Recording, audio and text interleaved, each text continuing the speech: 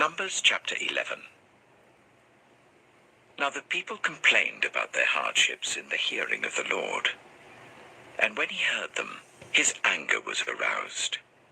Then fire from the Lord burned among them and consumed some of the outskirts of the camp.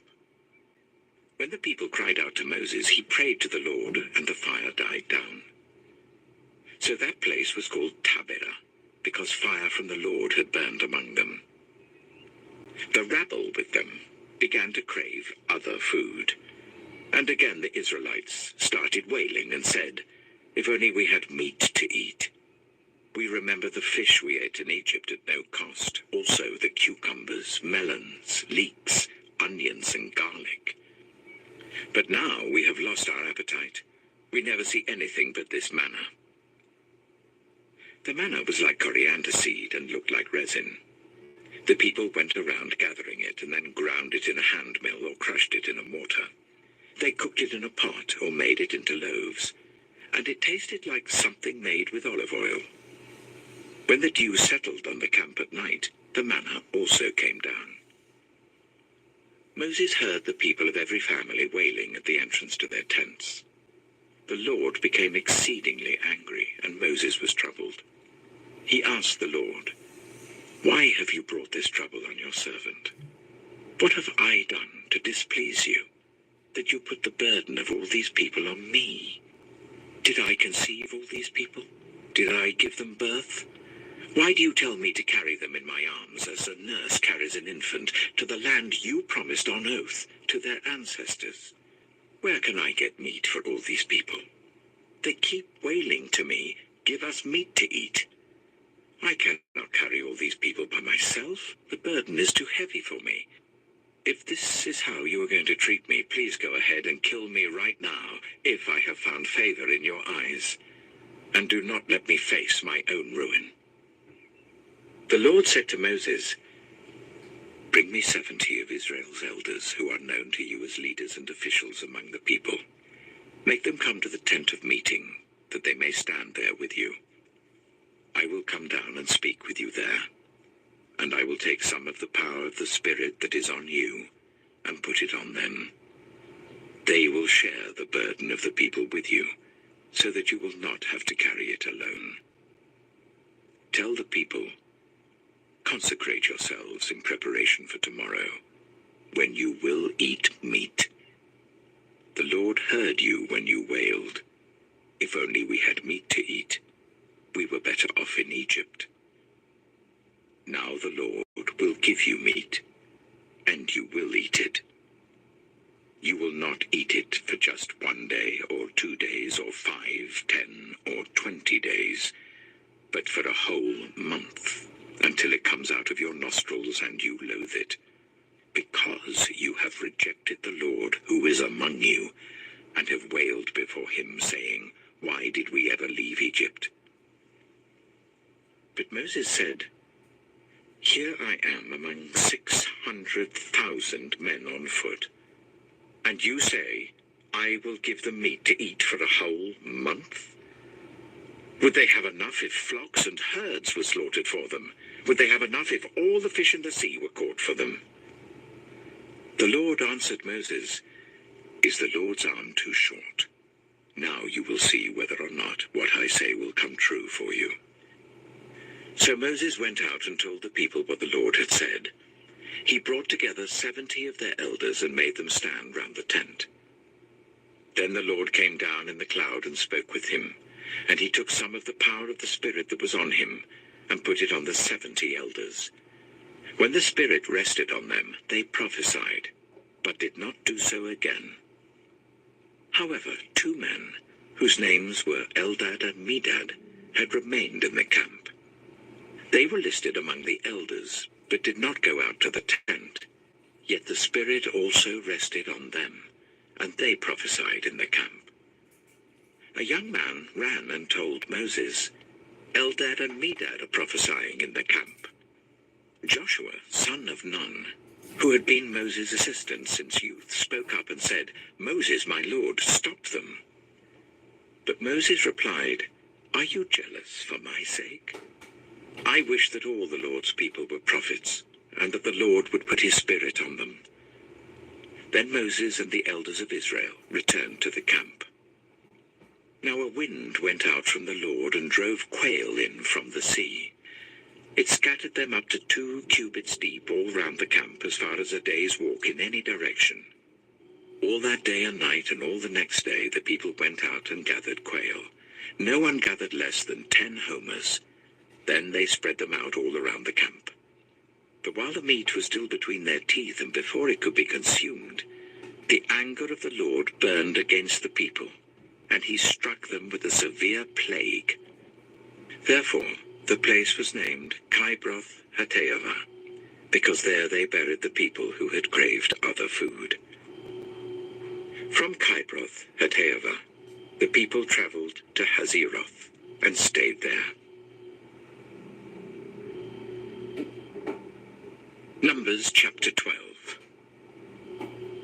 Miriam and Aaron began to talk against Moses because of his Cushite wife, for he had married a Cushite. Has the Lord spoken only through Moses? They asked. Hasn't he also spoken through us? And the Lord heard this. Now Moses was a very humble man, more humble than anyone else on the face of the earth. At once the Lord said to Moses, Aaron, and Miriam, "Come out to the tent of meeting, all 3 of you." So the 3 of them went out. Then the Lord came down in a pillar of cloud. He stood at the entrance to the tent and summoned Aaron and Miriam. When the 2 of them stepped forward, he said, "Listen to my words. When there is a prophet among you, I, the Lord, reveal myself to them in visions. I speak to them in dreams. But this is not true of my servant Moses. He is faithful in all my house. With him I speak face to face, clearly, and not in riddles. He sees the form of the Lord. Why then were you not afraid to speak against my servant Moses?" The anger of the Lord burned against them, and he left them. When the cloud lifted from above the tent, Miriam's skin was leprous. It became as white as snow. Aaron turned towards her and saw that she had a defiling skin disease, and he said to Moses, "Please, my lord, I ask you not to hold against us the sin we have so foolishly committed. Do not let her be like a stillborn infant coming from its mother's womb, with its flesh half eaten away." So Moses cried out to the Lord, "Please, God, heal her." The Lord replied to Moses, "If her father had spat in her face, would she not have been in disgrace for 7 days? Confine her outside the camp for 7 days. After that, she can be brought back." So Miriam was confined outside the camp for 7 days, and the people did not move on till she was brought back. After that, the people left Hazeroth and camped in the desert of Paran. Numbers chapter 13. The Lord said to Moses, "Send some men to explore the land of Canaan, which I am giving to the Israelites. From each ancestral tribe send one of its leaders." So at the Lord's command, Moses sent them out from the desert of Paran. All of them were leaders of the Israelites. These are their names. From the tribe of Reuben, Shammua, son of Zakkar. From the tribe of Simeon, Shaphat, son of Hori. From the tribe of Judah, Caleb, son of Jephunneh. From the tribe of Issachar, Igal, son of Joseph. From the tribe of Ephraim, Hoshea, son of Nun. From the tribe of Benjamin, Paltai, son of Raphu. From the tribe of Zebulun, Gadiel, son of Sodai. From the tribe of Manasseh, a tribe of Joseph, Gadai, son of Suzai. From the tribe of Dan, Aniel, son of Gamalai. From the tribe of Asher, Sethur, son of Michael. From the tribe of Naphtali, Nabai, son of Vusai. From the tribe of Gad, Geuel, son of Makai. These are the names of the men Moses sent to explore the land. Moses gave Hoshea, son of Nun, the name Joshua. When Moses sent them to explore Canaan, he said, "Go up through the Negev and on into the hill country.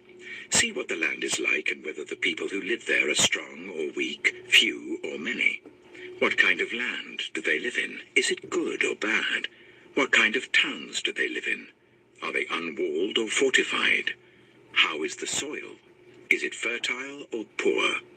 Are there trees in it or not? Do your best to bring back some of the fruit of the land." It was the season for the first ripe grapes. So they went up and explored the land from the desert of Zin as far as Rehob, towards Lebo-Hamath. They went up through the Negev and came to Hebron, where Ahiman, Sheshai, and Talmai, the descendants of Anak, lived. Hebron had been built 7 years before Zoan in Egypt. When they reached the valley of Eshcol, they cut off a branch bearing a single cluster of grapes. 2 of them carried it on a pole between them, along with some pomegranates and figs. That place was called the Valley of Eshcol, because of the cluster of grapes the Israelites cut off there. At the end of 40 days they returned from exploring the land. They came back to Moses and Aaron and the whole Israelite community at Kadesh in the desert of Paran. There they reported to them and to the whole assembly and showed them the fruit of the land. They gave Moses this account: "We went into the land to which you sent us, and it does flow with milk and honey. Here is its fruit. But the people who live there are powerful, and the cities are fortified and very large. We even saw descendants of Anak there. The Amalekites live in the Negev. The Hittites, Jebusites, and Amorites live in the hill country, and the Canaanites live near the sea and along the Jordan." Then Caleb silenced the people before Moses and said, "We should go up and take possession of the land, for we can certainly do it." But the men who had gone up with him said, "We can't attack those people. They are stronger than we are." And they spread among the Israelites a bad report about the land they had explored. They said, "The land we explored devours those living in it. All the people we saw there are of great size. We saw the Nephilim there. The descendants of Anak come from the Nephilim. We seemed like grasshoppers in our own eyes, and we looked the same to them." Numbers chapter 14. That night, all the members of the community raised their voices and wept aloud. All the Israelites grumbled against Moses and Aaron, and the whole assembly said to them, "If only we had died in Egypt or in this wilderness. Why is the Lord bringing us to this land only to let us fall by the sword? Our wives and children will be taken as plunder. Wouldn't it be better for us to go back to Egypt?" And they said to each other, "We should choose a leader and go back to Egypt." Then Moses and Aaron fell face down in front of the whole Israelite assembly gathered there. Joshua, son of Nun, and Caleb, son of Jephunneh, who were among those who had explored the land, tore their clothes and said to the entire Israelite assembly, "The land we passed through and explored is exceedingly good. If the Lord is pleased with us, he will lead us into that land, a land flowing with milk and honey, and will give it to us. Only do not rebel against the Lord, and do not be afraid of the people of the land, because we will devour them. Their protection is gone, but the Lord is with us. Do not be afraid of them." But the whole assembly talked about stoning them. Then the glory of the Lord appeared at the tent of meeting to all the Israelites. The Lord said to Moses, "How long will these people treat me with contempt? How long will they refuse to believe in me, in spite of all the signs I have performed among them? I will strike them down with a plague and destroy them. But I will make you into a nation greater and stronger than they." Moses said to the Lord, "Then the Egyptians will hear about it. By your power, you brought these people up from among them. and they will tell the inhabitants of this land about it. They have already heard that you, Lord, are with these people, and that you, Lord, have been seen face to face, that your cloud stays over them, and that you go before them in a pillar of cloud by day and a pillar of fire by night. If you put all these people to death, leaving none alive, the nations who have heard this report about you will say, the Lord was not able to bring these people into the land he promised them on oath, so he slaughtered them in the wilderness. Now may the Lord's strength be displayed, just as you have declared. The Lord is slow to anger, abounding in love, and forgiving sin and rebellion. Yet he does not leave the guilty unpunished. He punishes the children for the sin of the parents to the third and fourth generation. In accordance with your great love, forgive the sin of these people, just as you have pardoned them from the time they left Egypt until now. The Lord replied, I have forgiven them as you asked. Nevertheless, as surely as I live, and as surely as the glory of the Lord fills the whole earth, not one of those who saw my glory and the signs I performed in Egypt and in the wilderness, but who disobeyed me and tested me 10 times, not one of them will ever see the land I promised on oath to their ancestors. No one who has treated me with contempt will ever see it. But because my servant Caleb has a different spirit and follows me wholeheartedly, I will bring him into the land he went to, and his descendants will inherit it. Since the Amalekites and the Canaanites are living in the valleys, turn back tomorrow and set out towards the desert, along the route to the Red Sea. The Lord said to Moses and Aaron, how long will this wicked community grumble against me? I have heard the complaints of these grumbling Israelites, so tell them, as surely as I live, declares the Lord, I will do to you the very thing I heard you say. In this wilderness your bodies will fall, every one of you 20 years old or more, who was counted in the census and who has grumbled against me. Not one of you will enter the land I swore with uplifted hand to make your home, except Caleb, son of Jephunneh, and Joshua, son of Nun. As for your children that you said would be taken as plunder, I will bring them in to enjoy the land you have rejected. But you, your bodies will fall in this wilderness.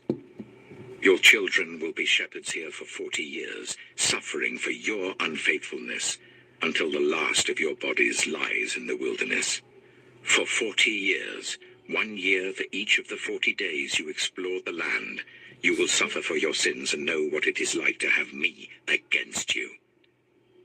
I, the Lord, have spoken, and I will surely do these things to this whole wicked community which has banded together against me. They will meet their end in this wilderness. Here they will die. So the men Moses had sent to explore the land, who returned and made the whole community grumble against him by spreading a bad report about it, these men who were responsible for spreading the bad report about the land were struck down and died of a plague before the Lord. Of the men who went to explore the land, only Joshua son of Nun and Caleb son of Jephunneh survived. When Moses reported this to all the Israelites, they mourned bitterly. Early the next morning they set out for the highest point in the hill country, saying, Now we are ready to go up to the land the Lord promised. Surely we have sinned. But Moses said, Why are you disobeying the Lord's command? This will not succeed. Do not go up, because the Lord is not with you. You will be defeated by your enemies. For the Amalekites and the Canaanites will face you there. Because you have turned away from the Lord, he will not be with you, and you will fall by the sword. Nevertheless, in their presumption they went up towards the highest point in the hill country, though neither Moses nor the ark of the Lord's covenant moved from the camp. Then the Amalekites and the Canaanites who lived in that hill country came down and attacked them and beat them down all the way to Hormah. Numbers chapter 15. The Lord said to Moses, Speak to the Israelites and say to them, after you enter the land I am giving you as a home, and you present to the Lord food offerings from the herd or the flock, as an aroma pleasing to the Lord, whether burnt offerings or sacrifices, for special vows or free will offerings or festival offerings, then the person who brings an offering shall present to the Lord a grain offering of 1/10 of an ephah of the finest flour, mixed with 1/4 of a hin of olive oil. With each lamb for the burnt offering or the sacrifice, prepare 1/4 of a hin of wine as a drink offering. With a ram, prepare a grain offering of 1/5 of an ephah of the finest flour mixed with 1/3 of a hin of olive oil, and 1/3 of a hin of wine as a drink offering. Offer it as an aroma pleasing to the Lord. When you prepare a young bull as a burnt offering or sacrifice, for a special vow or a fellowship offering to the Lord, bring with the bull a grain offering of 3/10 of an ephah of the finest flour, mixed with 1/2 a hin of olive oil, and also bring 1/2 a hin of wine as a drink offering. This will be a food offering, an aroma pleasing to the Lord. Each bull or ram, each lamb or young goat is to be prepared in this manner. Do this for each one, for as many as you prepare. Everyone who is native born must do these things in this way when they present a food offering as an aroma pleasing to the Lord. For generations to come, whenever a foreigner or anyone else living among you presents a food offering as an aroma pleasing to the Lord, they must do exactly as you do. The community is to have the same rules for you and for the foreigner residing among you. This is a lasting ordinance for the generations to come. You and the foreigner shall be the same before the Lord. The same laws and regulations will apply both to you and to the foreigner residing among you. The Lord said to Moses, "Speak to the Israelites and say to them, when you enter the land to which I am taking you, and you eat the food of the land, present a portion as an offering to the Lord. Present a loaf from the first of your ground meal, and present it as an offering from the threshing floor. Throughout the generations to come, you are to give this offering to the Lord from the first of your ground meal. Now, if you as a community unintentionally fail to keep any of these commands the Lord gave Moses, any of the Lord's commands to you through him, from the day the Lord gave them and continuing through the generations to come, and if this is done unintentionally without the community being aware of it, then the whole community is to offer a young bull for a burnt offering as an aroma pleasing to the Lord, along with its prescribed grain offering and drink offering, and a male goat for a sin offering. The priest is to make atonement for the whole Israelite community, and they will be forgiven, for it was not intentional, and they have presented to the Lord for their wrong a food offering and a sin offering.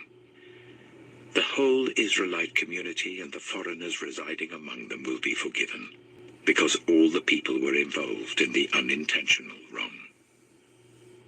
But if just one person sins unintentionally, that person must bring a year-old female goat for a sin offering.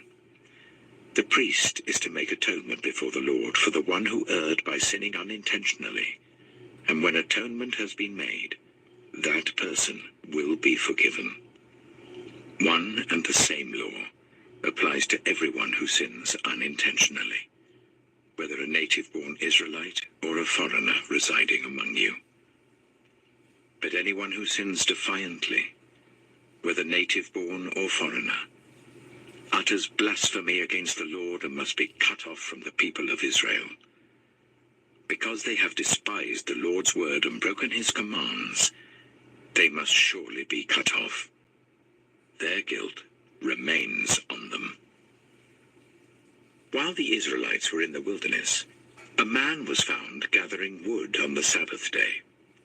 Those who found him gathering wood brought him to Moses and Aaron and the whole assembly, and they kept him in custody because it was not clear what should be done to him. Then the Lord said to Moses, "The man must die. The whole assembly must stone him outside the camp." So the assembly took him outside the camp and stoned him to death, as the Lord commanded Moses. The Lord said to Moses, "Speak to the Israelites and say to them, throughout the generations to come, you are to make tassels on the corners of your garments, with a blue cord on each tassel. You will have these tassels to look at, and so you will remember all the commands of the Lord, that you may obey them and not prostitute yourselves by chasing after the lusts of your own hearts and eyes. Then you will remember to obey all my commands, and will be consecrated to your God. I am the Lord your God, who brought you out of Egypt to be your God. I am the Lord your God." Numbers chapter 16. Korah, son of Esau, the son of Kohath, the son of Levi, and certain Reubenites, Dathan and Abiram, sons of Eliab, and On, son of Peleth, became insolent and rose up against Moses. With them were 250 Israelite men, well-known community leaders, who had been appointed members of the council. They came as a group to oppose Moses and Aaron, and said to them, "You have gone too far. The whole community is holy, every one of them, and the Lord is with them. Why then do you set yourselves above the Lord's assembly?" When Moses heard this, he fell face down. Then he said to Korah and all his followers, "In the morning the Lord will show who belongs to him and who is holy, and he will make that person come near him. The man he chooses, he will cause to come near him. You, Korah, and all your followers are to do this. Take censers, and tomorrow put burning coals and incense in them before the Lord. The man the Lord chooses will be the one who is holy. You Levites have gone too far." Moses also said to Korah, "Now listen, you Levites. Isn't it enough for you that the God of Israel has separated you from the rest of the Israelite community, and brought you near himself to do the work of the Lord's tabernacle, and to stand before the community and minister to them? He has brought you and all your fellow Levites near himself, but now you are trying to get the priesthood too. It is against the Lord that you and all your followers have banded together. Who is Aaron, that you should grumble against him?" Then Moses summoned Dathan and Abiram, the sons of Eliab. But they said, "We will not come. Isn't it enough that you've brought us up out of the land flowing with milk and honey to kill us in the wilderness? And now you also want to lord it over us? Moreover, you haven't brought us into a land flowing with milk and honey, or given us an inheritance of fields and vineyards. Do you want to treat these men like slaves? No, we will not come." Then Moses became very angry and said to the Lord, "Do not accept their offering. I have not taken so much as a donkey from them, nor have I wronged any of them." Moses said to Korah, "You and your followers are to appear before the Lord tomorrow, you and they and Aaron. Each man is to take his censer and put incense in it, 250 censers in all, and present it before the Lord. You and Aaron are to present your censers also." So each of them took his censer, put burning coals and incense in it, and stood with Moses and Aaron at the entrance to the tent of meeting.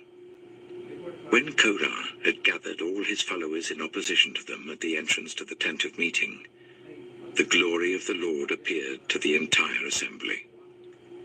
The Lord said to Moses and Aaron, "Separate yourselves from this assembly, so that I can put an end to them at once."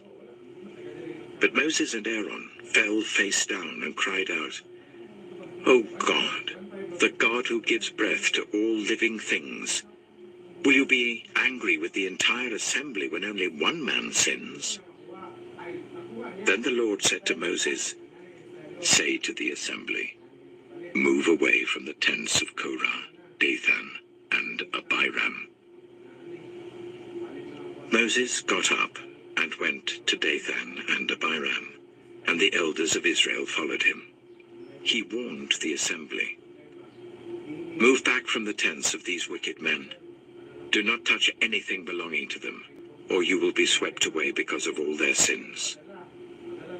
So they moved away from the tents of Korah, Dathan, and Abiram. Dathan and Abiram had come out and were standing with their wives, children, and little ones at the entrances to their tents. Then Moses said, this is how you will know that the Lord told me to do all these things, and that it was not my idea. If these men die a natural death and suffer the fate of all mankind, then the Lord has not sent me.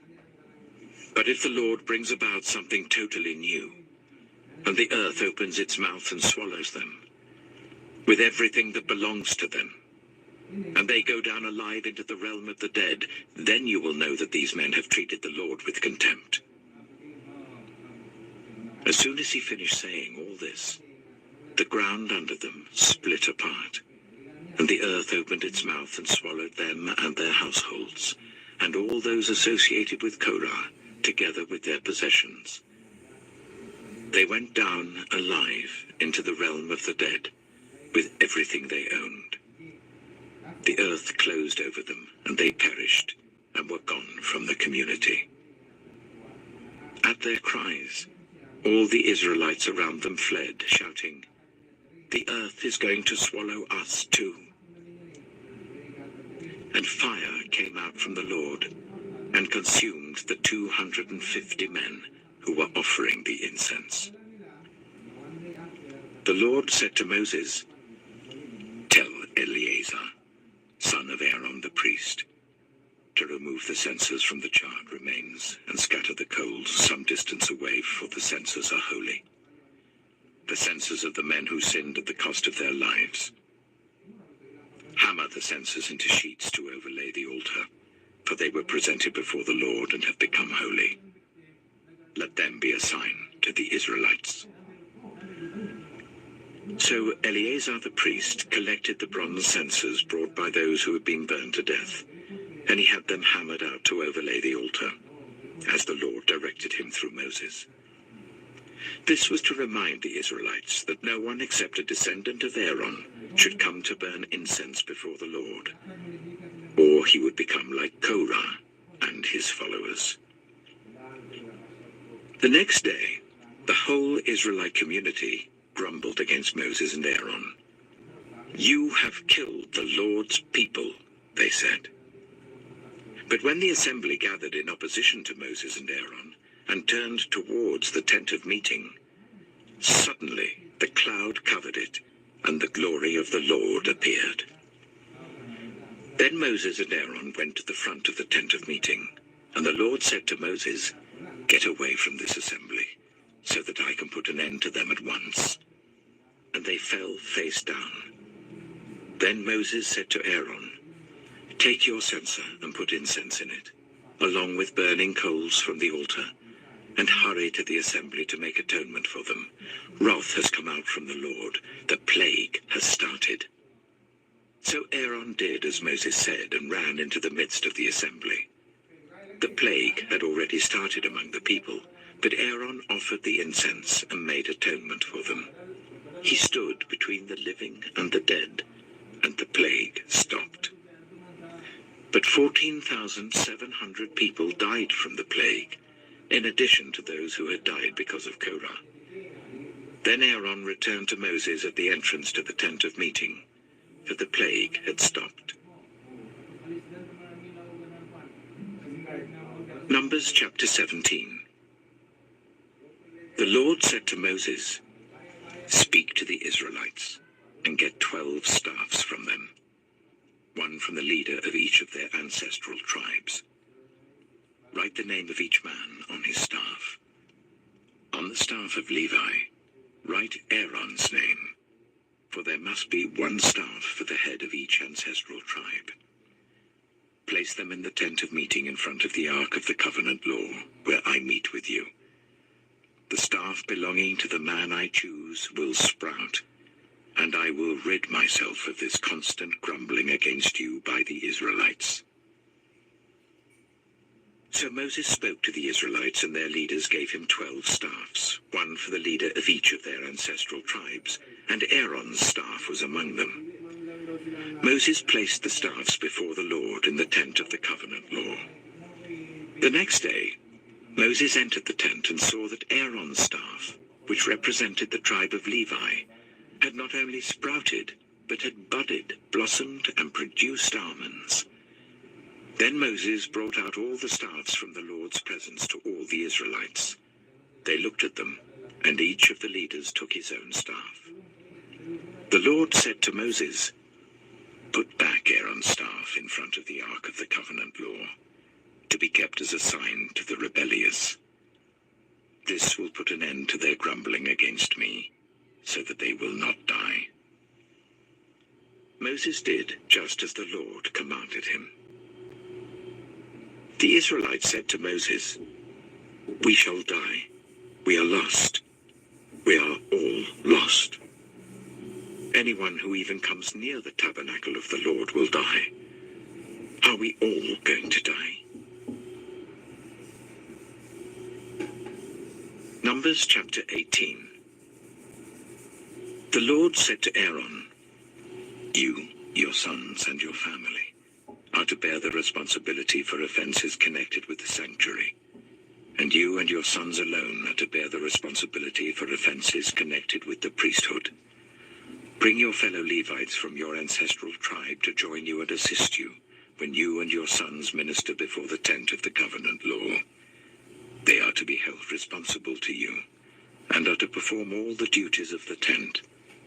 But they must not go near the furnishings of the sanctuary or the altar, otherwise both they and you will die.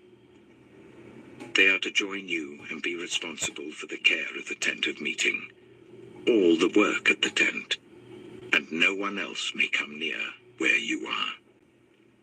You are to be responsible for the care of the sanctuary and the altar, so that my wrath will not fall on the Israelites again. I myself have selected your fellow Levites from among the Israelites as a gift to you, dedicated to the Lord to do the work at the tent of meeting. But only you and your sons may serve as priests in connection with everything at the altar and inside the curtain. I am giving you the service of the priesthood as a gift. Anyone else who comes near the sanctuary is to be put to death." Then the Lord said to Aaron, "I myself have put you in charge of the offerings presented to me.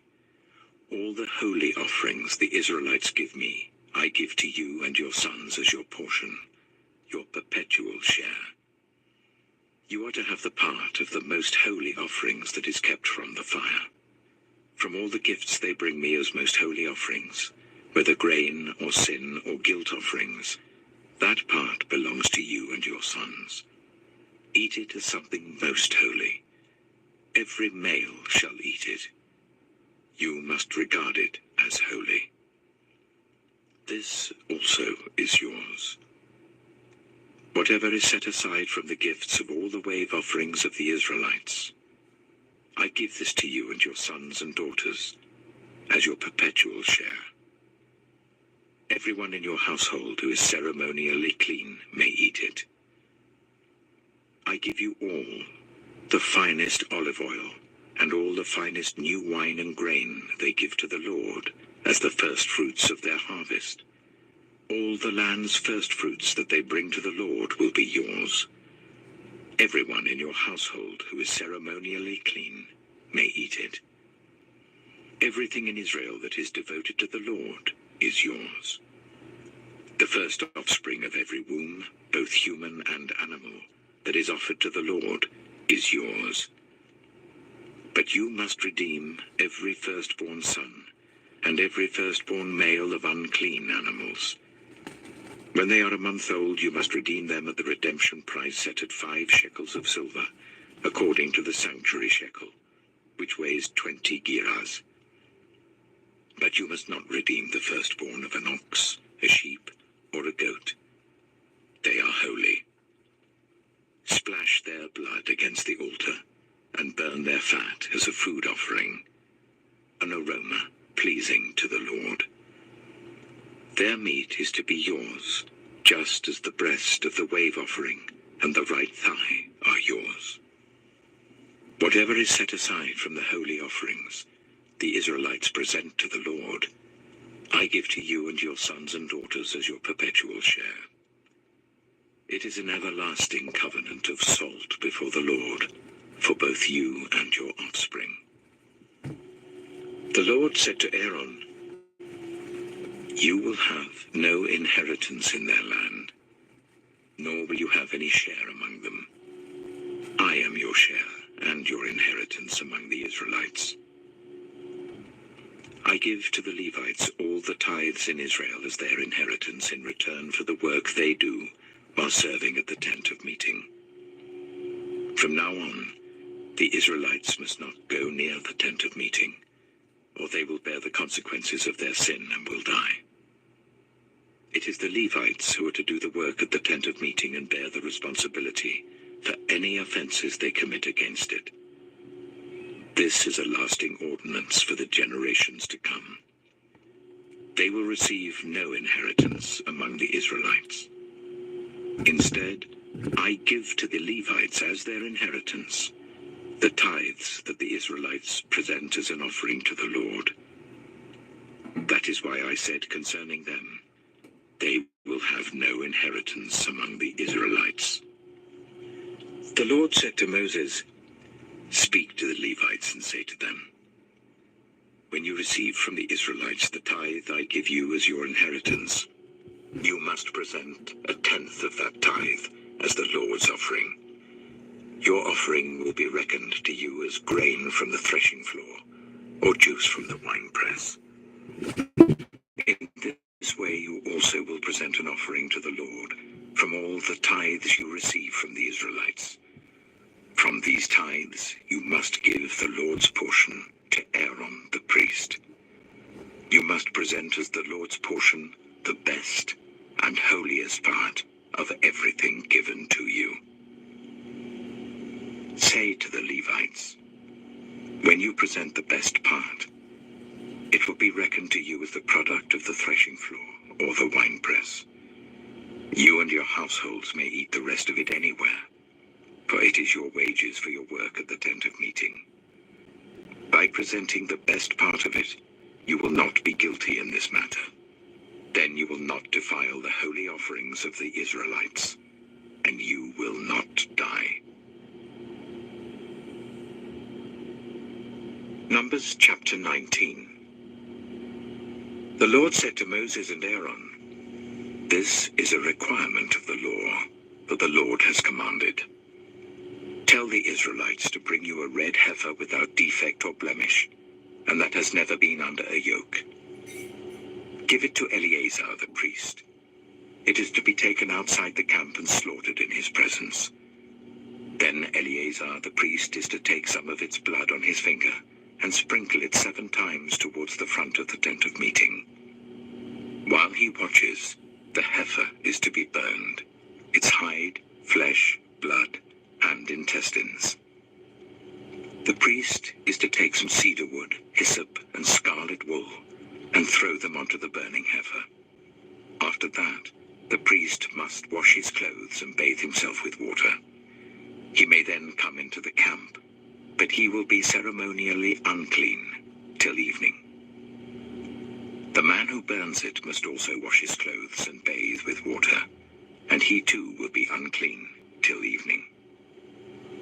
A man who is clean shall gather up the ashes of the heifer and put them in a ceremonially clean place outside the camp. They are to be kept by the Israelite community for use in the water of cleansing. It is for purification from sin. The man who gathers up the ashes of the heifer must also wash his clothes, and he too will be unclean till evening. This will be a lasting ordinance both for the Israelites and for the foreigners residing among them. Whoever touches a human corpse will be unclean for 7 days. They must purify themselves with the water on the 3rd day and on the 7th day. Then they will be clean. But if they do not purify themselves on the 3rd and 7th day, they will not be clean. If they fail to purify themselves after touching a human corpse, they defile the Lord's tabernacle. They must be cut off from Israel. Because the water of cleansing has not been sprinkled on them, they are unclean. Their uncleanness remains on them. This is the law that applies when a person dies in a tent. Anyone who enters the tent, and anyone who is in it, will be unclean for 7 days. And every open container without a lid fastened on it will be unclean. Anyone out in the open who touches someone who has been killed with a sword, or someone who has died a natural death, or anyone who touches a human bone or a grave, will be unclean for 7 days. For the unclean person, put some ashes from the burned purification offering into a jar, and pour fresh water over them. Then a man who is ceremonially clean is to take some hyssop, dip it in the water and sprinkle the tent and all the furnishings and the people who were there. He must also sprinkle anyone who has touched a human bone or a grave, or anyone who has been killed, or anyone who has died a natural death.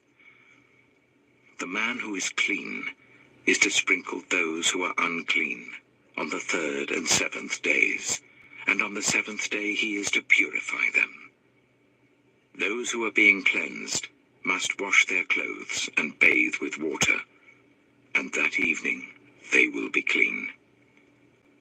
But if those who are unclean do not purify themselves, they must be cut off from the community, because they have defiled the sanctuary of the Lord. The water of cleansing has not been sprinkled on them, and they are unclean. This is a lasting ordinance for them. The man who sprinkles the water of cleansing must also wash his clothes, and anyone who touches the water of cleansing will be unclean till evening. Anything that an unclean person touches becomes unclean, and anyone who touches it becomes unclean till evening. Numbers chapter 20. In the 1st month, the whole Israelite community arrived at the desert of Zin, and they stayed at Kadesh. There Miriam died and was buried. Now there was no water for the community, and the people gathered in opposition to Moses and Aaron. They quarreled with Moses and said, "If only we had died when our brothers fell dead before the Lord. Why did you bring the Lord's community into this wilderness, that we and our livestock should die here? Why did you bring us up out of Egypt to this terrible place? It has no corn or figs, grapevines or pomegranates, and there is no water to drink." Moses and Aaron went from the assembly to the entrance to the tent of meeting and fell face down, and the glory of the Lord appeared to them. The Lord said to Moses, "Take the staff, and you and your brother Aaron gather the assembly together. Speak to that rock before their eyes, and it will pour out its water. You will bring water out of the rock for the community, so that they and their livestock can drink." So Moses took the staff from the Lord's presence, just as he commanded him. He and Aaron gathered the assembly together in front of the rock, and Moses said to them, "Listen, you rebels, must we bring you water out of this rock?" Then Moses raised his arm and struck the rock twice with his staff. Water gushed out, and the community and their livestock drank. But the Lord said to Moses and Aaron, "Because you did not trust in me enough to honor me as holy in the sight of the Israelites, you will not bring this community into the land I give them."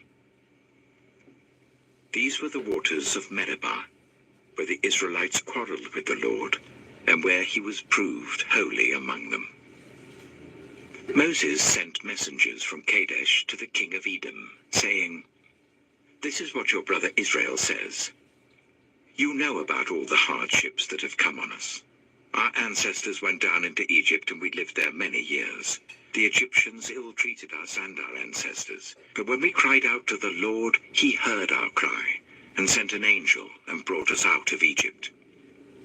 Now we are here at Kadesh, a town on the edge of your territory. Please let us pass through your country. We will not go through any field or vineyard or drink water from any well. We will travel along the King's Highway and not turn to the right or to the left until we have passed through your territory. But Edom answered, You may not pass through here. If you try, we will march out and attack you with the sword. The Israelites replied, We will go along the main road, and if we or our livestock drink any of your water, we will pay for it. We only want to pass through on foot, nothing else. Again they answered, You may not pass through. Then Edom came out against them with a large and powerful army. Since Edom refused to let them go through their territory, Israel turned away from them. The whole Israelite community set out from Kadesh and came to Mount Hor. At Mount Hor, near the border of Edom, the Lord said to Moses and Aaron, Aaron will be gathered to his people. He will not enter the land I give the Israelites, because both of you rebelled against my command at the waters of Meribah. Call Aaron and his son Eleazar, and take them up Mount Hor. Remove Aaron's garments and put them on his son Eleazar, for Aaron will be gathered to his people. He will die there. Moses did as the Lord commanded. They went up Mount Hor in the sight of the whole community. Moses removed Aaron's garments and put them on his son Eleazar, and Aaron died there on top of the mountain. Then Moses and Eleazar came down from the mountain, and when the whole community learned that Aaron had died, all the Israelites mourned for him 30 days. Numbers chapter 21. When the Canaanite king of Arad, who lived in the Negev, heard that Israel was coming along the road to Atharim, he attacked the Israelites and captured some of them. Then Israel made this vow to the Lord, If you will deliver these people into our hands, we will totally destroy their cities. The Lord listened to Israel's plea and gave the Canaanites over to them. They completely destroyed them and their towns, so the place was named Hormah. They traveled from Mount Hor along the route to the Red Sea to go round Edom. But the people grew impatient on the way. They spoke against God and against Moses and said, Why have you brought us up out of Egypt to die in the wilderness? There is no bread, there is no water, and we detest this miserable food. Then the Lord sent venomous snakes among them. They bit the people, and many Israelites died. The people came to Moses and said, We sinned when we spoke against the Lord and against you. Pray that the Lord will take the snakes away from us. So Moses prayed for the people. The Lord said to Moses, Make a snake and put it up on a pole. Anyone who is bitten can look at it and live. So Moses made a bronze snake and put it up on a pole. Then when anyone was bitten by a snake and looked at the bronze snake, they lived. The Israelites moved on and camped at Oboth. Then they set out from Oboth and camped in Ie Abarim, in the wilderness that faces Moab towards the sunrise. From there they moved on and camped in the Zered Valley. They set out from there and camped alongside the Arnon, which is in the wilderness extending into Amorite territory. The Arnon is the border of Moab, between Moab and the Amorites. That is why the book of the wars of the Lord says, Zahab in Zuphah and the ravines, the Arnon and the slopes of the ravines that lead to the settlement of Ar, and lie along the border of Moab. From there they continued on to Beer, the well where the Lord said to Moses, Gather the people together, and I will give them water. Then Israel sang this song. Spring up, O well, sing about it, about the well that the princes dug, that the nobles of the people sank, the nobles with scepters and staffs. Then they went from the wilderness to Mattanah, from Mattanah to Nahaliel, from Nahaliel to Bamoth, and from Bamoth to the valley of Moab, where the top of Pisgah overlooks the wasteland. Israel sent messengers to say to Sihon, king of the Amorites, "Let us pass through your country. We will not turn aside into any field or vineyard or drink water from any well. We will travel along the king's highway until we have passed through your territory." But Sihon would not let Israel pass through his territory. He mustered his entire army and marched out into the wilderness against Israel. When he reached Jahaz, he fought with Israel. Israel, however, put him to the sword and took over his land from the Arnon to the Jabbok, but only as far as the Ammonites, because their border was fortified. Israel captured all the cities of the Amorites and occupied them, including Heshbon and all its surrounding settlements. Heshbon was the city of Sihon, king of the Amorites, who had fought against the former king of Moab, and had taken from him all his land as far as the Arnon. That is why the poets say, "Come to Heshbon and let it be rebuilt. Let Sihon's city be restored." Fire went out from Heshbon, a blaze from the city of Sihon. It consumed Ar of Moab, the citizens of Arnon's heights. Woe to you, Moab! You are destroyed, people of Chemosh. He has given up his sons as fugitives and his daughters as captives to Sihon, king of the Amorites. But we have overthrown them. Heshbon's dominion has been destroyed all the way to Dibon, and we have demolished them as far as Nophah, which extends to Medeba. So Israel settled in the land of the Amorites. After Moses had sent spies to Jazer, the Israelites captured its surrounding settlements and drove out the Amorites who were there. Then they turned and went up along the road towards Bashan, and Og, king of Bashan, and his whole army marched out to meet them in battle at Edrei. The Lord said to Moses, "Do not be afraid of him, for I have delivered him into your hands, along with his whole army and his land. Do to him what you did to Sihon, king of the Amorites, who reigned in Heshbon." So they struck him down, together with his sons and his whole army, leaving them no survivors, and they took possession of his land. Numbers chapter 22. Then the Israelites traveled to the plains of Moab and camped along the Jordan opposite Jericho.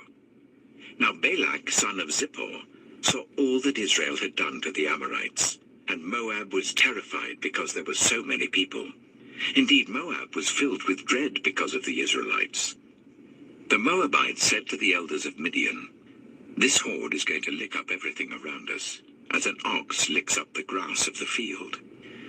So Balak, son of Zippor, who was king of Moab at that time, sent messengers to summon Balaam, son of Beor, who was at Pethor, near the river Euphrates, in his native land.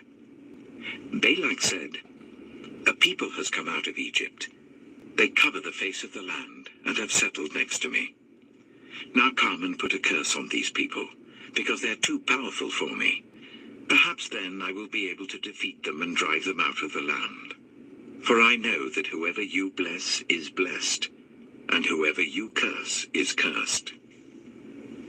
The elders of Moab and Midian left, taking with them the fee for divination. When they came to Balaam, they told him what Balak had said. "Spend the night here," Balaam said to them, "and I will report back to you with the answer the Lord gives me."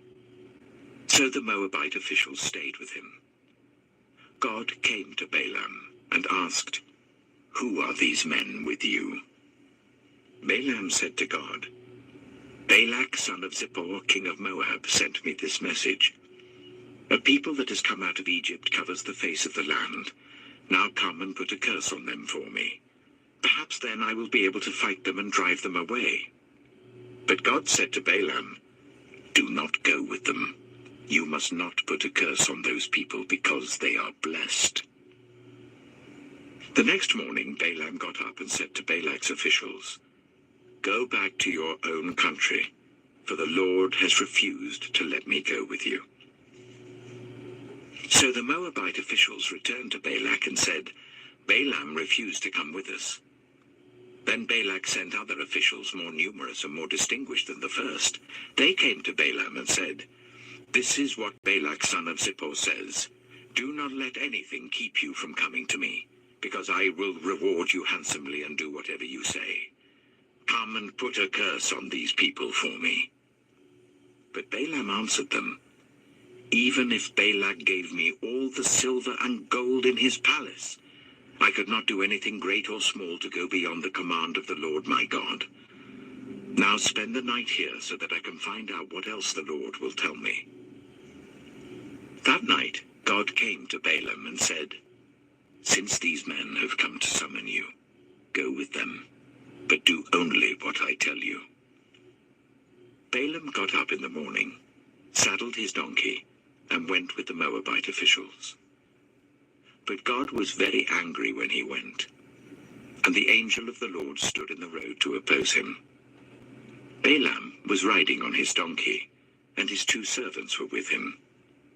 When the donkey saw the angel of the Lord standing in the road with a drawn sword in his hand, it turned off the road into a field. Balaam beat it to get it back on the road. Then the angel of the Lord stood in a narrow path through the vineyards with walls on both sides. When the donkey saw the angel of the Lord, it pressed close to the wall, crushing Balaam's foot against it. So he beat the donkey again. Then the angel of the Lord moved on ahead and stood in a narrow place where there was no room to turn, either to the right or to the left. When the donkey saw the angel of the Lord, it lay down under Balaam, and he was angry and beat it with his staff. Then the Lord opened the donkey's mouth, and it said to Balaam, "What have I done to you to make you beat me these 3 times?" Balaam answered the donkey, "You have made a fool of me. If only I had a sword in my hand, I would kill you here and now." The donkey said to Balaam, "Am I not your own donkey, which you have always ridden to this day? Have I been in the habit of doing this to you?" "No," he said. Then the Lord opened Balaam's eyes, and he saw the angel of the Lord standing in the road with his sword drawn. So he bowed low and fell face down. The angel of the Lord asked him, "Why have you beaten your donkey these 3 times? I have come here to oppose you because your path is a reckless one before me. The donkey saw me and turned away from me these 3 times. If it had not turned away, I would certainly have killed you by now, but I would have spared it." Balaam said to the angel of the Lord, "I have sinned. I did not realize you were standing in the road to oppose me. Now, if you are displeased, I will go back." The angel of the Lord said to Balaam, "Go with the men, but speak only what I tell you." So Balaam went with Balak's officials. When Balak heard that Balaam was coming, he went out to meet him at the Moabite town on the Arnon border, at the edge of his territory. Balak said to Balaam, "Did I not send you an urgent summons? Why didn't you come to me? Am I really not able to reward you?" "Well, I've come to you now," Balaam replied, "but I can't say whatever I please. I must speak only what God puts in my mouth." Then Balaam went with Balak to Kiriath-Huzoth. Balak sacrificed cattle and sheep and gave some to Balaam and the officials who were with him. The next morning Balak took Balaam up to Bamoth Baal, and from there he could see the outskirts of the Israelite camp. Numbers chapter 23. Balaam said, Build me 7 altars here, and prepare 7 bulls and 7 rams for me. Balak did as Balaam said, and the 2 of them offered a bull and a ram on each altar. Then Balaam said to Balak, "Stay here beside your offering while I go aside. Perhaps the Lord will come to meet with me. Whatever he reveals to me I will tell you." Then he went off to a barren height. God met with him, and Balaam said, "I have prepared 7 altars, and on each altar I have offered a bull and a ram." The Lord put a word in Balaam's mouth and said, "Go back to Balak and give him this word." So he went back to him and found him standing beside his offering with all the Moabite officials. Then Balaam spoke his message. "Balak brought me from Aram, the king of Moab from the eastern mountains. Come," he said, "curse Jacob for me. Come, denounce Israel." How can I curse those whom God has not cursed? How can I denounce those whom the Lord has not denounced? From the rocky peaks I see them. From the heights I view them. I see people who live apart and do not consider themselves one of the nations. Who can count the dust of Jacob, or number even 1/4 of Israel? Let me die the death of the righteous, and may my final end be like theirs. Balak said to Balaam, "What have you done to me? I brought you to curse my enemies, but you have done nothing but bless them." He answered, "Must I not speak what the Lord puts in my mouth?"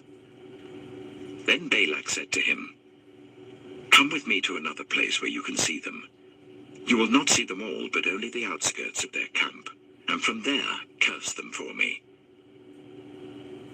So he took him to the field of Zophim on the top of Pisgah, and there he built 7 altars and offered a bull and a ram on each altar. Balaam said to Balak, "Stay here beside your offering, while I meet with him over there." The Lord met with Balaam and put a word in his mouth and said, "Go back to Balak and give him this word." So he went to him and found him standing beside his offering with the Moabite officials. Balak asked him, "What did the Lord say?" Then he spoke his message. "Arise, Balak, and listen. Hear me, son of Zippor. God is not human, that he should lie, not a human being, that he should change his mind. Does he speak and then not act? Does he promise and not fulfill? I have received a command to bless. He has blessed, and I cannot change it. No misfortune is seen in Jacob, no misery observed in Israel. The Lord their God is with them. The shout of the king is among them. God brought them out of Egypt. They have the strength of a wild ox. There is no divination against Jacob, no evil omens against Israel. It will now be said of Jacob and of Israel, see what God has done. The people rise like a lioness. They rouse themselves like a lion that does not rest till it devours its prey and drinks the blood of its victims. Then Balak said to Balaam, neither curse them at all, nor bless them at all. Balaam answered, did I not tell you I must do whatever the Lord says? Then Balak said to Balaam, come, let me take you to another place. Perhaps it will please God to let you curse them for me from there. And Balak took Balaam to the top of Peor, overlooking the wasteland. Balaam said, build me 7 altars here, and prepare 7 bulls and 7 rams for me. Balak did as Balaam had said, and offered a bull and a ram on each altar. Numbers chapter 24. Now when Balaam saw that it pleased the Lord to bless Israel, he did not resort to divination as at other times, but turned his face toward the wilderness. When Balaam looked out and saw Israel encamped tribe by tribe, the Spirit of God came on him, and he spoke his message. The prophecy of Balaam, son of Beor. The prophecy of one whose eye sees clearly. The prophecy of one who hears the words of God, who sees a vision from the Almighty, who falls prostrate and whose eyes are opened. How beautiful are your tents, Jacob, your dwelling places, Israel.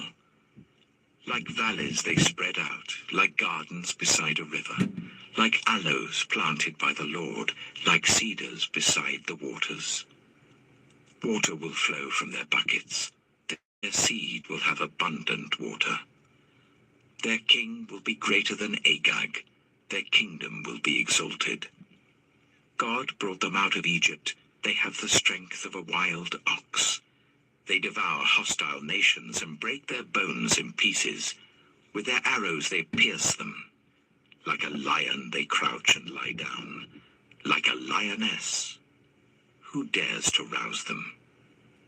May those who bless you be blessed, and those who curse you be cursed.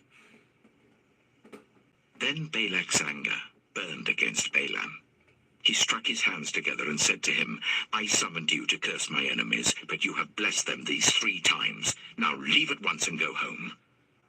I said I would reward you handsomely, but the Lord has kept you from being rewarded. Balaam answered Balak, Did I not tell the messengers you sent me? Even if Balak gave me all the silver and gold in his palace, I could not do anything of my own accord, good or bad, to go beyond the command of the Lord. And I must say only what the Lord says. Now I am going back to my people, but come, let me warn you of what this people will do to your people in days to come. Then he spoke his message. The prophecy of Balaam, son of Beor. The prophecy of one whose eye sees clearly. The prophecy of one who hears the words of God, who has knowledge from the Most High, who sees a vision from the Almighty, who falls prostrate, and whose eyes are opened. I see him, but not now. I behold him, but not near. A star will come out of Jacob, a scepter will rise out of Israel. He will crush the foreheads of Moab, the skulls of all the people of Sheth. Edom will be conquered. Seir, his enemy, will be conquered, but Israel will grow strong. A ruler will come out of Jacob and destroy the survivors of the city. Then Balaam saw Amalek and spoke his message. Amalek was first among the nations, but their end will be utter destruction. Then he saw the Kenites and spoke his message. Your dwelling place is secure, your nest is set in a rock, yet you Kenites will be destroyed when Ashur takes you captive. Then he spoke his message. Alas, who can live when God does this? Ships will come from the shores of Cyprus. They will subdue Ashur and Eber, but they too will come to ruin. Then Balaam got up and returned home, and Balak went his own way. Numbers chapter 25. While Israel was staying in Shittim, the men began to indulge in sexual immorality with Moabite women, who invited them to the sacrifices to their gods. The people ate the sacrificial meal and bowed down before these gods. So Israel yoked themselves to the Baal of Peor, and the Lord's anger burned against them. The Lord said to Moses, Take all the leaders of these people, kill them, and expose them in broad daylight before the Lord, so that the Lord's fierce anger may turn away from Israel. So Moses said to Israel's judges, Each of you must put to death those of your people who have yoked themselves to the Baal of Peor. Then an Israelite man brought into the camp a Midianite woman right before the eyes of Moses and the whole assembly of Israel, while they were weeping at the entrance to the tent of meeting. When Phinehas, son of Eleazar, the son of Aaron the priest, saw this, He left the assembly, took a spear in his hand, and followed the Israelite into the tent. He drove the spear into both of them, right through the Israelite man and into the woman's stomach. Then the plague against the Israelites was stopped. But those who died in the plague numbered 24,000. The Lord said to Moses, "Phinehas, son of Eleazar, the son of Aaron the priest, has turned my anger away from the Israelites. Since he was as zealous for my honor among them as I am, I did not put an end to them in my zeal. Therefore tell him, I am making my covenant of peace with him. He and his descendants will have a covenant of a lasting priesthood, because he was zealous for the honor of his God, and made atonement for the Israelites." The name of the Israelite who was killed with the Midianite woman was Zimri, son of Salu, the leader of a Simeonite family. And the name of the Midianite woman who was put to death was Cosbi, daughter of Zur, a tribal chief of a Midianite family. The Lord said to Moses, "Treat the Midianites as enemies and kill them.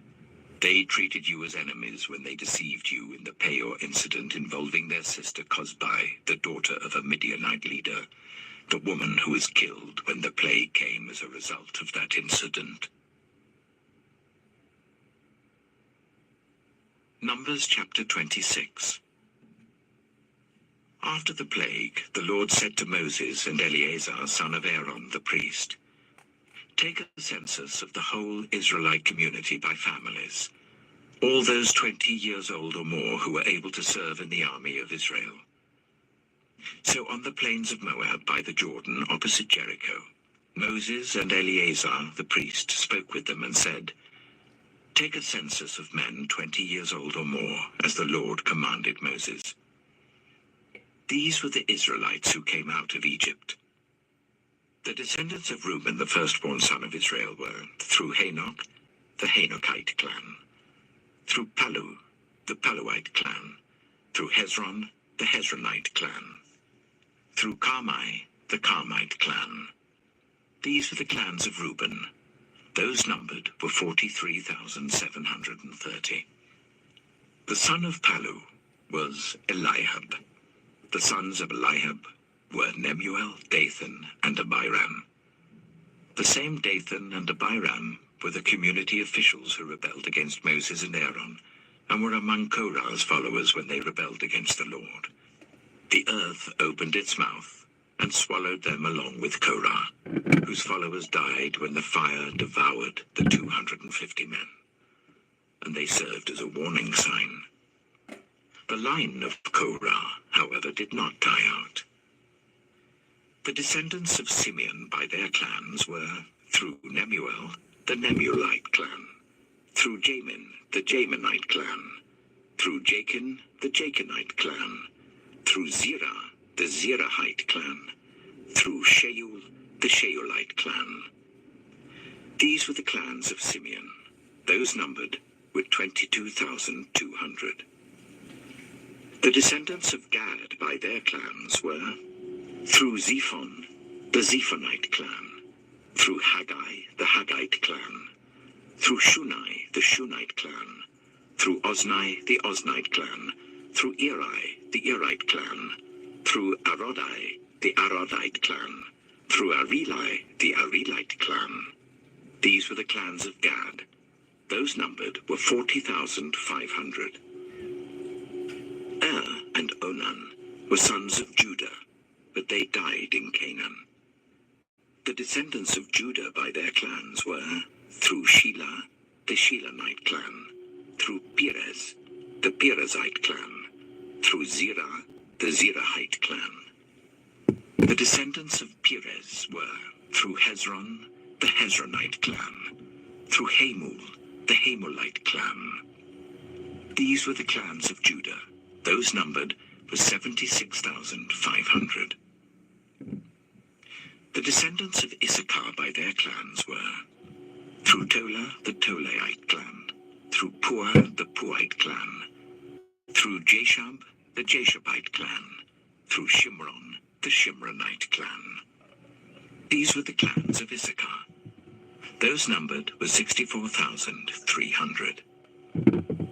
The descendants of Zebulun by their clans were, through Sered, the Seredite clan, through Elon, the Elonite clan, through Jaliel, the Jalielite clan.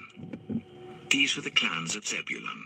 Those numbered were 60,500.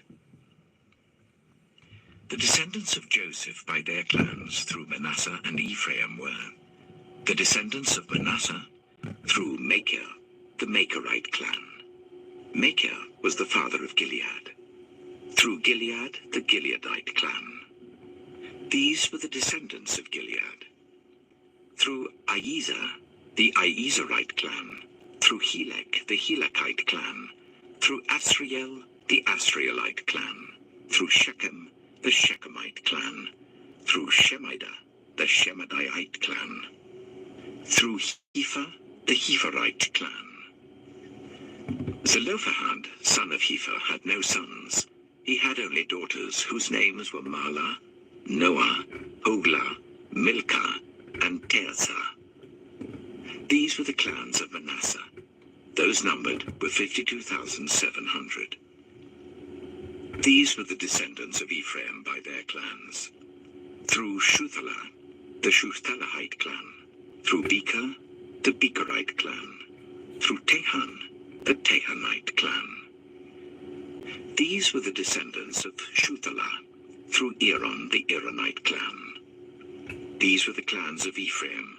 Those numbered were 32,500. These were the descendants of Joseph by their clans.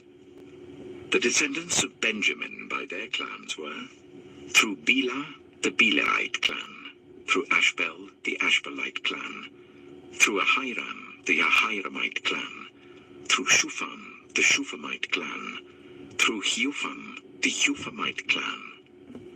The descendants of Bela through Ard and Naaman were, through Ard, the Ardite clan, through Naaman, the Naamite clan. These were the clans of Benjamin.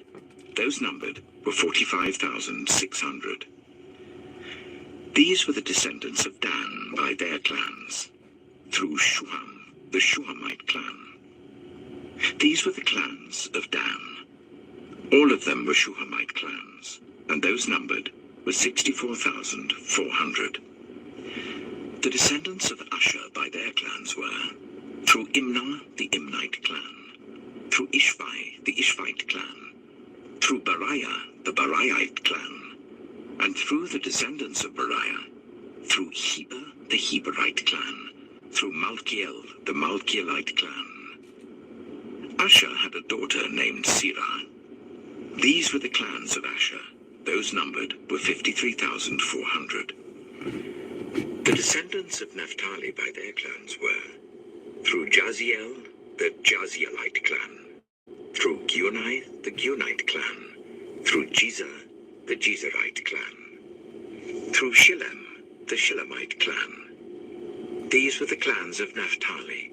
Those numbered were 45,400.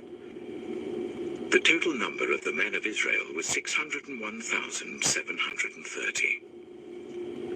The Lord said to Moses, "The land is to be allotted to them as an inheritance based on the number of names. To a larger group, give a larger inheritance, and to a smaller group, a smaller one. Each is to receive its inheritance according to the number of those listed. Be sure that the land is distributed by lot. What each group inherits will be according to the names for its ancestral tribe. Each inheritance is to be distributed by lot among the larger and smaller groups." These were the Levites who were counted by their clans. Through Gershon, the Gershonite clan. Through Kohath, the Kohathite clan. Through Merari, the Merarite clan. These also were Levite clans. The Libnite clan, the Hebronite clan, the Malite clan, the Mushite clan, the Korahite clan. Kohath was the forefather of Amram. The name of Amram's wife was Jochebed. a descendant of Levi who was born to the Levites in Egypt. To Amram she bore Aaron, Moses, and their sister Miriam. Aaron was the father of Nadab and Abihu, Eleazar and Ithamar. But Nadab and Abihu died when they made an offering before the Lord with unauthorized fire. All the male Levites a month old or more numbered 23,000. They were not counted along with the other Israelites because they received no inheritance among them. These are the ones counted by Moses and Eleazar the priest when they counted the Israelites on the plains of Moab by the Jordan opposite Jericho. Not one of them was among those counted by Moses and Aaron the priest when they counted the Israelites in the desert of Sinai. For the Lord had told those Israelites they would surely die in the wilderness, and not one of them was left except Caleb, son of Jephunneh, and Joshua, son of Nun. Numbers chapter 27. The daughters of Zelophehad, son of Hepher, the son of Gilead, the son of Machir, the son of Manasseh, belonged to the clans of Manasseh, son of Joseph. The names of the daughters were Mahlah, Noah, Hoglah, Milcah, and Tirzah. They came forward and stood before Moses, Eleazar the priest, the leaders, and the whole assembly at the entrance to the tent of meeting, and said, "Our father died in the wilderness. He was not among Korah's followers who banded together against the Lord, but he died for his own sin and left no sons. Why should our father's name disappear from his clan, because he had no son? Give us property among our father's relatives." So Moses brought their case before the Lord, and the Lord said to him, "What Zelophehad's daughters are saying is right. You must certainly give them property as an inheritance among their father's relatives, and give their father's inheritance to them. Say to the Israelites, if a man dies and leaves no son, give his inheritance to his daughter. If he has no daughter, give his inheritance to his brothers. If he has no brothers, give his inheritance to his father's brothers. If his father had no brothers, give his inheritance to the nearest relative in his clan, that he may possess it. This is to have the force of law for the Israelites, as the Lord commanded Moses." Then the Lord said to Moses, "Go up this mountain in the Abarim range, and see the land I have given the Israelites. After you have seen it, you too will be gathered to your people as your brother Aaron was. For when the community rebelled at the waters in the desert of Zin, both of you disobeyed my command to honor me as holy before their eyes."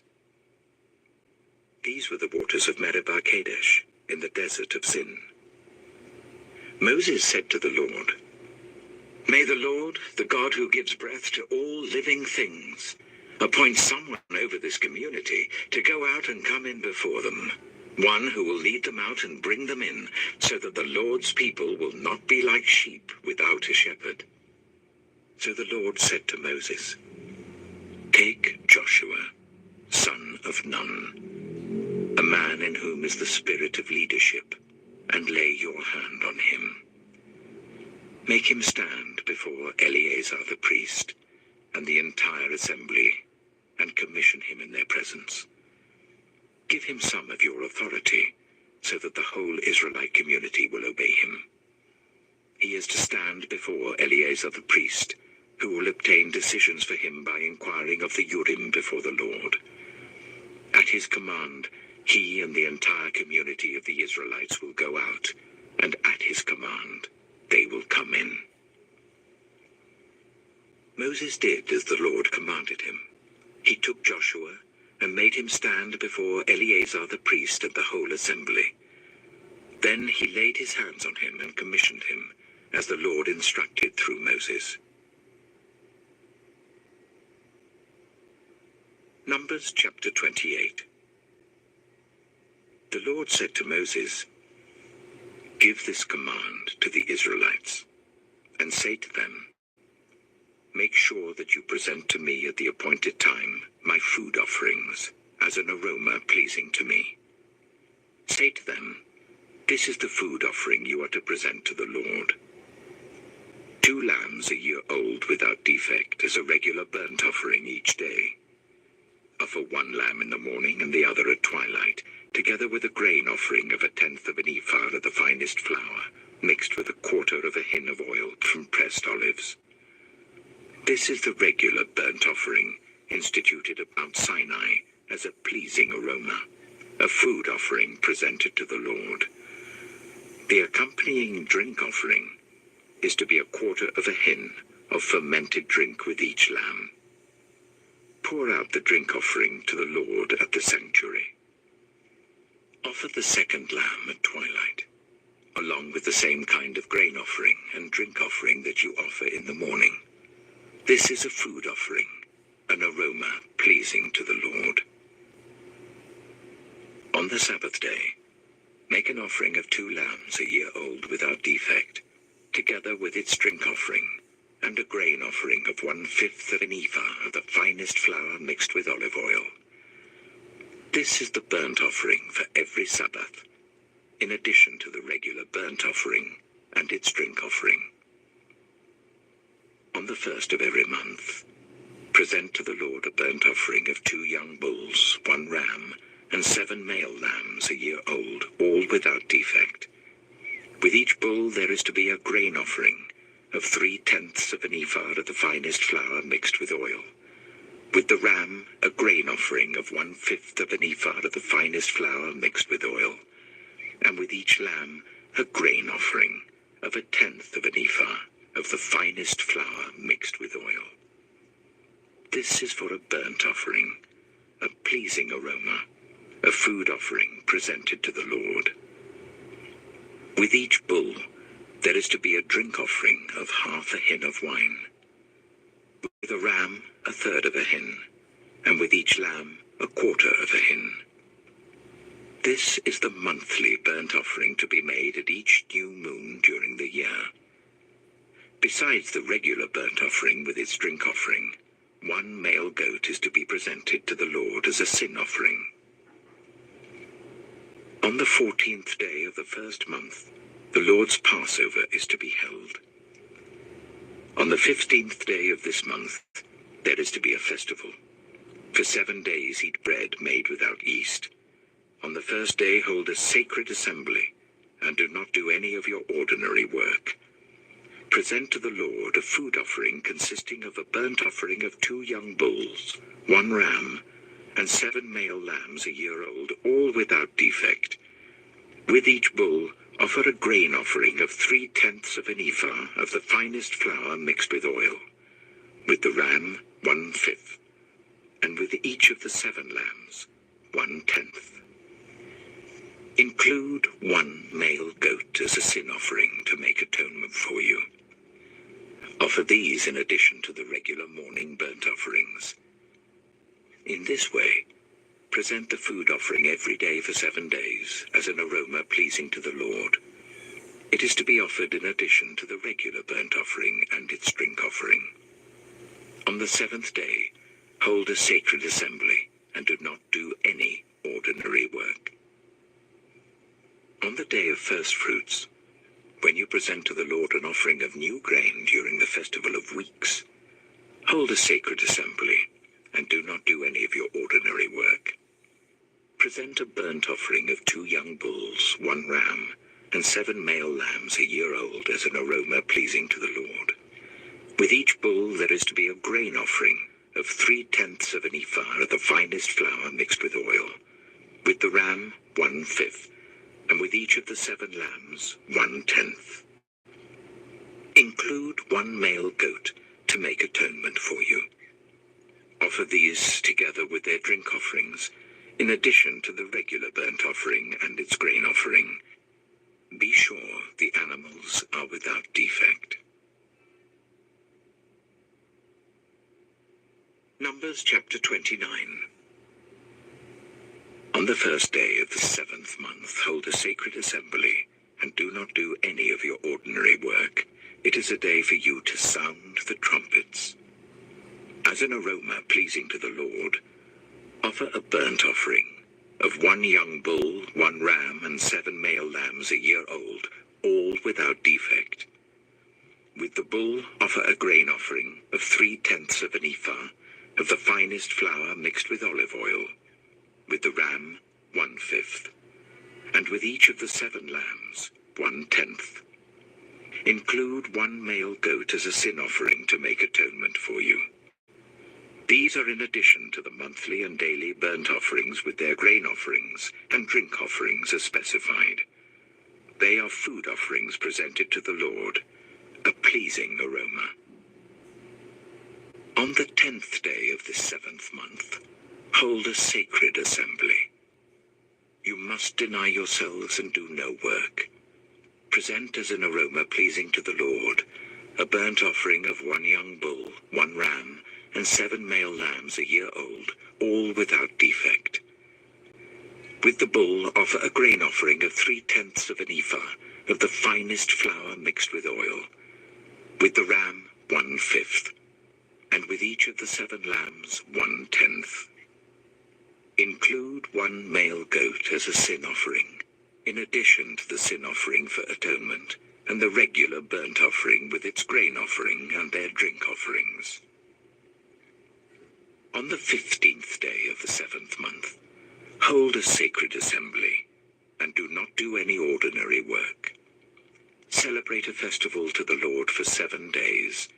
Present as an aroma pleasing to the Lord a food offering consisting of a burnt offering of 13 young bulls, 2 rams, and 14 male lambs a year old, all without defect. With each of the 13 bulls, offer a grain offering of 3/10 of an ephah of the finest flour mixed with oil. With each of the 2 rams, 1/5, and with each of the 14 lambs, 1/10. Include 1 male goat as a sin offering, in addition to the regular burnt offering with its grain offering and drink offering. On the 2nd day, offer 12 young bulls, 2 rams and 14 male lambs a year old, all without defect. With the bulls, rams, and lambs, offer their grain offerings and drink offerings according to the number specified. Include 1 male goat as a sin offering, in addition to the regular burnt offering with its grain offering and their drink offerings. On the 3rd day, offer 11 bulls, 2 rams, and 14 male lambs a year old, all without defect. With the bulls, rams, and lambs, offer their grain offerings and drink offerings according to the number specified. Include 1 male goat as a sin offering, in addition to the regular burnt offering with its grain offering and drink offering. On the 4th day, offer 10 bulls, 2 rams, and 14 male lambs a year old, all without defect. With the bulls, rams, and lambs, offer their grain offerings and drink offerings according to the number specified. Include 1 male goat as a sin offering, in addition to the regular burnt offering with its grain offering and drink offering. On the 5th day, offer 9 bulls, 2 rams, and 14 male lambs a year old, all without defect. With the bulls, rams, and lambs, offer their grain offerings and drink offerings according to the number specified. Include 1 male goat as a sin offering, in addition to the regular burnt offering with its grain offering and drink offering. On the 6th day, offer 8 bulls, 2 rams, and 14 male lambs a year old, all without defect. With the bulls, rams, and lambs, offer their grain offerings and drink offerings according to the number specified. Include 1 male goat as a sin offering, in addition to the regular burnt offering with its grain offering and drink offering. On the 7th day, offer 7 bulls, 2 rams, and 14 male lambs a year old, all without defect. With the bulls, rams, and lambs, offer their grain offerings and drink offerings according to the number specified. Include 1 male goat as a sin offering, in addition to the regular burnt offering with its grain offering and drink offering. On the 8th day, Hold a closing special assembly, and do not do any of your ordinary work. Present as an aroma pleasing to the Lord a food offering consisting of a burnt offering of 1 bull, 1 ram, and 7 male lambs a year old, all without defect. With the bull, the ram, and the lambs, offer their grain offerings and drink offerings according to the number specified. Include 1 male goat as a sin offering, in addition to the regular burnt offering with its grain offering and drink offering.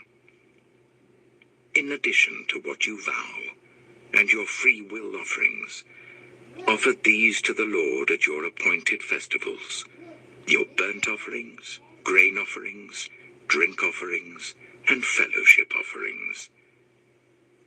Moses told the Israelites all that the Lord commanded him. Numbers chapter 30. Moses said to the heads of the tribes of Israel, "This is what the Lord commands. When a man makes a vow to the Lord or takes an oath to bind himself by a pledge, he must not break his word, but must do everything he said. When a young woman still living in her father's household makes a vow to the Lord or binds herself by a pledge, and her father hears about her vow or pledge, but says nothing to her, then all her vows and every pledge by which she bound herself will stand. But if her father forbids her when he hears about it, none of her vows or the pledges by which she bound herself will stand. The Lord will release her because her father has forbidden her. If she marries after she makes a vow, or after her lips utter a rash promise by which she binds herself, and her husband hears about it but says nothing to her, then her vows or the pledges